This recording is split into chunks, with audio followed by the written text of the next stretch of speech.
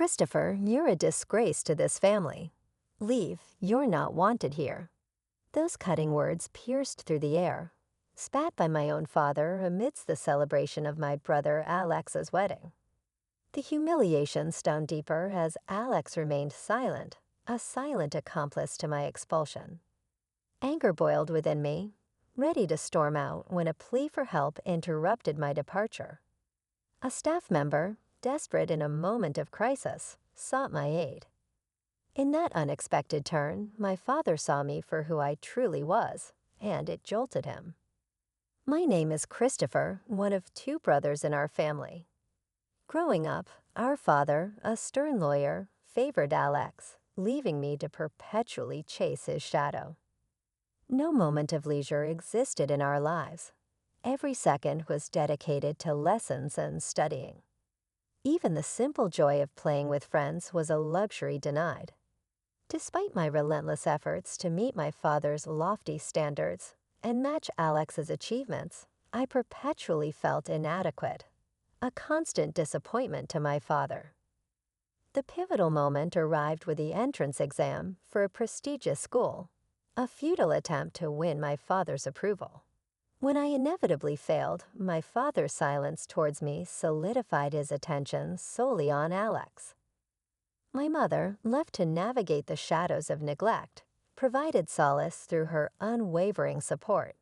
But they persisted, exacerbated by Alex's indifference. Determined to forge my own path, I departed silently after high school, leaving only a note for my mother. Shocking out on my own, I secured a job at a hotel where I could both work and live. It was there, amidst the bustling corridors and transient guests, that I found the freedom and fulfillment that eluded me at home. Get it together, Christopher, another mistake. How many times do I have to tell you I'm sorry? I'll fix it right away. Michael, the hotel manager, was relentless in his expectations. As a mere high school graduate thrust into the real world, I constantly found myself on the receiving end of his reproof. Yet, amidst the criticism, I persisted, striving to prove myself in this unfamiliar terrain. Unlike my father's harshness, Michael's feedback was constructive. His praise, when earned, fueled my determination to excel. A significant moment etched itself into my memory at the dawn of the new year, the busiest time for the hotel. After completing the requisite training, I was entrusted to work independently. That year, the influx of guests seemed greater than ever, stretching our resources to their limits. The chaos of serving dinner guests, either in the bustling dining hall or through room service, reached fever pitch. Despite being a novice, I tackled my duties with fervor, aware that my learning curve came at the expense of the hotel's smooth operation. Then a minor crisis struck on New Year's Day. A colleague fell ill, leaving us short-staffed. I doubled down on my efforts, pushing myself beyond the mandated hours to keep the hotel afloat. Just when it seemed we had weathered the storm, disaster struck. The kitchen sink's pipe burst amidst the dinner rush, plunging us into chaos. With no plumber available on New Year's Day, the situation grew dire. In a moment of desperation, I stepped forward. "Michael, can I try fixing the plumbing? I'll sort it out." Though met with skepticism, my offer was our only hope. With a hesitant nod, Michael relented, allowing me to take charge. Unbeknownst to many, my time in a science-focused high school had equipped me with a unique set of skills, including rudimentary plumbing knowledge. Drawing on this background, I set to work. Half an hour later, the once flooded kitchen was restored to order. The crisis averted through a combination of determination and unexpected expertise. I had somehow managed to fix the pipe. I announced breathlessly to Michael. He rushed over, turning the faucet with eager anticipation. Water gushed forth, a testament to my makeshift repair. The room erupted in smiles and praise. "Great job, Christopher. You're my pride and joy," Michael declared, his words washing over me with warmth. Growing up under Michael's guidance had been a revelation. Together, we navigated the challenges of New Year's Day at the hotel, emerging victorious. The sense of fulfillment I experienced that day left an indelible mark, shaping the person I am today. 15 years flew by, and I found myself fully immersed in my role at the hotel. Then one day, a letter arrived from Mom, breaking the silence that had settled between us. It bore news of Alex's impending marriage. Though I had drifted apart from Dad and Alex, Mom's plea for my presence at the wedding tugged at my heartstrings. Reluctantly, I agreed to attend. The venue, a luxurious hotel, mirrored Alex and Dad's penchant for extravagance. As I arrived, clad in a trusty suit, I couldn't shake the feeling of being out of place amidst the elite gathering. Perhaps Alex's bride, a woman of impeccable grace, was a product of Dad's networking or a strategic alliance in the waiting room. Surrounded by faces of high society, I found myself an outsider, observing from the periphery. With no one to engage, I became a silent observer, watching the intricate dance of privilege and power unfold before me. As I locked eyes with two familiar faces, a sense of unease settled within me. Their expressions were unmistakably displeased. Dad and Alex approached, their presence looming over me. "Why are you here?" Dad's voice, deep and commanding, echoed through the air, stirring memories long buried. "Is it so wrong to celebrate Alexa's wedding?" "Oh, by the way, congrats, Alex," I replied, trying to diffuse the tension. Alex's response was muted, his conflicted expression betraying the strain of our family dynamics. "What have you been up to all these years?" "No doubt some worthless job." His words cut through the air like a knife, his disdain palpable. "Christopher, you shouldn't be here," he continued, his tone dropping with contempt. Mom rushed over, attempting to intercede. "Come on, Christopher is here to celebrate." "No need to be so harsh," she pleaded, her desperation evident. But her efforts were futile, drowned out by Dad's unwavering judgment. "Enough, Mom." Dad asserted, his voice a thunderous decree. "Christopher, let me make this clear. You're a disgrace. I don't want you ruining Alexa's celebration. Get out." Anger surged within me, fueled by years of neglect and rejection. I hadn't wanted to come to Alexa's wedding, and yet I found myself subjected to this humiliation. "Fine, I'm leaving," I declared, my resolve firm. As I turned to exit the waiting room, a voice called out, halting my retreat, a wedding staff member. Approached, urgency etched on their face. "What's up?" I inquired, curiosity mingling with frustration. "It seems we have an unexpected guest for today's wedding. We're short on seats and food," they explained hurriedly, their concern evident. Everyone in the waiting room looked worried. Emily, the planner, and the parents-in-law staff, their faces etched with concern, awaited a solution. Caught between indignation and duty, I hesitated, uncertain of my next move. "I see. Is that what's going on?" I thought. Emily can't handle it alone, and they're asking for my help. But what does this have to do with me? I pondered, a torrent of grievances against Dad and Alex swirling within me. Yet, amidst the resentment, memories from the past surfaced, softening my resolve. Recollections of Alex's kindness flooded my mind, the times he made space for play during our study breaks. If I walked away now, I'd be no better than that. With a determined sigh, I turned back to the wedding staff. "Can you take me to Emily?" I requested, a flicker of resolve in my voice. The staff member's face softened, and I followed them back into the waiting room, reclaiming the ground from which I had been expelled moments before.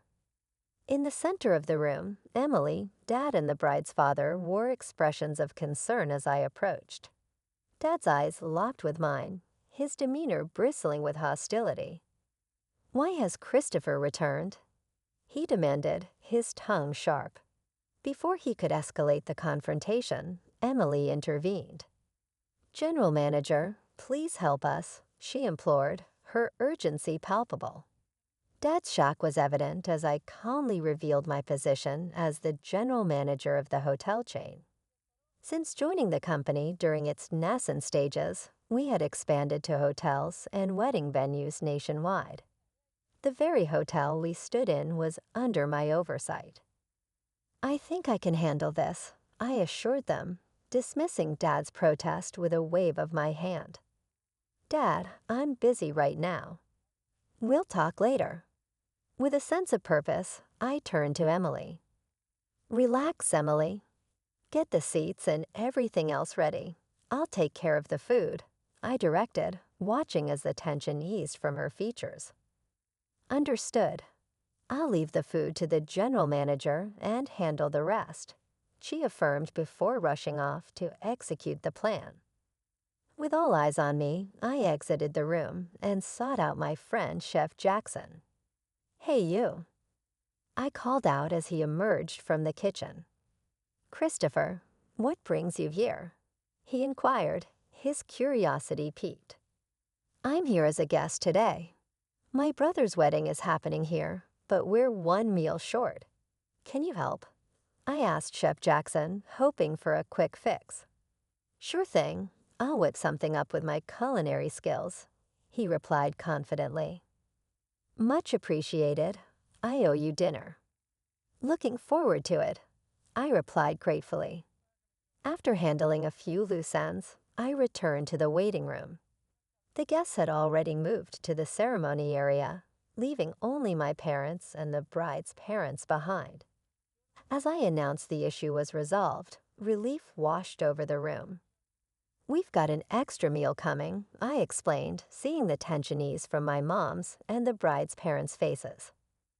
My dad, however, remained conflicted, his pride evident. "Christopher, thank you so much. Because of you, the celebration can go on successfully." My dad acknowledged, his gratitude genuine. "It's all in a day's work as a general manager," I replied with a smile, leading the way into the ceremony hall. As the lights dimmed and the groom and bride made their entrance, I couldn't help but marvel at their radiant presence. The ceremony proceeded smoothly, and as mealtime arrived, I ensured everyone was served before finally exhaling a sigh of relief. With the ceremony concluded, I engaged in a heartfelt conversation with both families, sharing their gratitude towards me, especially from the bride's family, who thanked me profusely. "These moments are why I love my job," I admitted sincerely as their expressions of gratitude warmed my heart. "Christopher, thank you so much. We had the best day ever, all thanks to you," they expressed with genuine appreciation. "No worries. Wishing you all the happiness in the world," I replied warmly before turning to face my dad and Alex. "Christopher, you did wonderfully." "Thank you," my mom praised, her words filled with pride. Dad and Alex wanted to speak with me. As Alex apologized first, expressing gratitude for my assistance, I couldn't help but smile. "As long as I could help, Alex, it's all good," I reassured him before turning to Dad, who remained silent. With a sense of closure, I accepted their gratitude, knowing that despite our differences, we could find common ground. Just then, my cell phone buzzed, signaling more work awaiting me at the hotel in the next town over. Looks like more work, but hey, I enjoy it, so no complaints. All right, I'm off. Got work to do. You two take care. I bid farewell, ready to embrace the challenges that lay ahead. It was a realization settling in. I probably wouldn't see Alex or Dad again. With that thought lingering, I left the room without a backward glance, my steps leading me back to work. 3 days post Alexa's wedding, I relished a rare day off, reclining on the sofa with a steaming cup of coffee. My moment of bliss was abruptly interrupted by the doorbell's chime. Curious as to the visitor's identity, I made my way to the door, only to be met with Alex's unexpected presence. "Alex, what brings you here?" I inquired, surprised by his appearance. "Sorry, I got your address from Mom." "I wanted to talk to you," Christopher Alex explained, his tone tentative. I welcomed him in, brushing off any concerns about the tidiness of my home as I poured him a cup of coffee. Alex expressed gratitude, taking a slow sip. "Thank you." "Smells good," he remarked, attempting a smile. As we settled into conversation, Alex's demeanor shifted, his gaze unwavering as he broached the topic at hand. The next moment, he apologized. I recalled, puzzled by his sudden change in tone. "I'm really sorry for everything," he admitted, catching me off guard. Initially taken aback by his unexpected apology, I struggled to comprehend his motive for making the trip in person. "Hey, it's all right, Alex," I reassured him, attempting to alleviate any tension. But Alex wasn't done yet. With a sense of vulnerability, he began to share his innermost thoughts and feelings. "You might think I'm the older brother who can do anything, but I envy you, Christopher," he confessed. His words struck a chord, and silence enveloped the room as Alex's confession hung in the air, leaving me at a loss for words. His admission took me by surprise, shattering preconceived notions and revealing a side of him I had never seen. "I had no idea you felt that way, Alex," I admitted, a twinge of guilt gnawing at me as I processed his revelation. "That's just it. It's not your fault, Christopher," Alex reassured me, his weak smile betraying a depth of emotion. In that moment, a sense of understanding washed over me, bridging the gap between us. "Alex, I'm sorry I never considered that you were struggling too," I confessed, my own remorse surfacing. My brother's smile, though faint, spoke volumes. "That's just it. It's not your fault, Christopher," he reassured me, his words echoing in the quiet room. With a newfound sense of empathy and connection, we found the words to express what had long been left unsaid, strengthening the bond between us. "I think you've been through struggles I can't even imagine. I truly admire that. But I also want you to know about me," I confessed to Alex, feeling the weight of my words as they hung in the air. Taking a deep breath, I paused, gathering my thoughts before continuing. Alex listened intently, his silence encouraging me to share more. Breaking away from our parents and becoming independent wasn't easy either. The beginning was really tough, I admitted, recognizing the parallel struggles we both faced. "It's true. We both have our share of hardships," Alex acknowledged, his response genuine. It was clear he had more to say, but I found myself at a loss for words, unsure of how to offer guidance or reassurance. Unable to conjure up wise counsel, I spoke from the heart. "To be honest, I think you should do what you really want to do, Alex, without worrying about Dad," I suggested, hoping to offer him some semblance of clarity amidst his inner turmoil. As Alex absorbed my words, a sense of relief washed over him. "You're right, Christopher. You've helped clear up my inner turmoil." "Thank you," he expressed, gratitude evident in his tone. "No, thank you, Alex, for coming over," I replied sincerely, accompanying him to the door as he departed with a promise to return for coffee. A month later, a letter arrived from Alex, detailing his decision to leave behind his career as a lawyer in pursuit of his passion for glass craftsmanship. Despite facing disapproval from Dad, Alex found solace in the support of his wife and newfound motivation in his chosen path. As I reflected on Alex's journey and our evolving family dynamics, I couldn't help but feel a sense of pride in the bond between siblings. Lost in thought, the sound of my mobile phone's alarm jolted me back to reality, signaling the start of another day in the path I had chosen and the job I had embraced.